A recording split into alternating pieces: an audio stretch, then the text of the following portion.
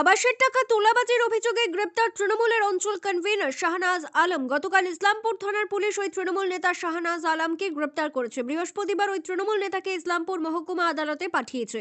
অন্যদিকে মুখ্যমন্ত্রীকে নিয়ে কুরুচিকর মন্তব্যের একটি অডিও ভাইরাল হয়েছে এবং সেই অডিওতে শোনা যাচ্ছে শাহনাজ আলম আবাস নিয়ে মুখ্যমন্ত্রীকে নিয়ে একাধিক কুরুচিকর মন্তব্য করতে শোনা যাচ্ছে। এ নিয়ে অঞ্চল কমিটির পক্ষ থেকে শাহনাজ আলমকে দলের সমস্ত পদ থেকে বহিষ্কার করা হয়েছে বলে জানিয়েছেন মাটিকুন্ডা 1 নম্বর গ্রাম পঞ্চায়েতের তৃণমূলের অঞ্চল সভাপতি শফিক আলম।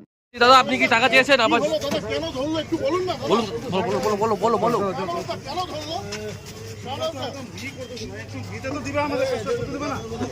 শাহনাজদা কেন ধরলো? জোরে বলো না একটু, কেন ধরলো দাদা? দাদা কিছু বলুন দাদা। কিছু বলো। দাদা কেন ধরলো দাদা একটু বলবেন? দাদা কেন ধরলো? বলছেন মুখ্যমন্ত্রীকে ক্রিমিনাল মাইন্ডেড, কি বলবেন? হ্যাঁ? এরকম কিছু না, আমাকে ফাঁকা আমি আছি এখানে।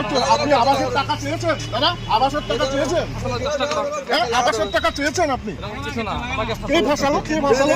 জানি না, কে ভাসালো? বিরোধীরা না অন্য কেউ? দাদা বুঝতে পারছি না, মানে কে ভাসাতে পারে দাদা? বুঝতে পারছি না, কে ভাসাতে পারে?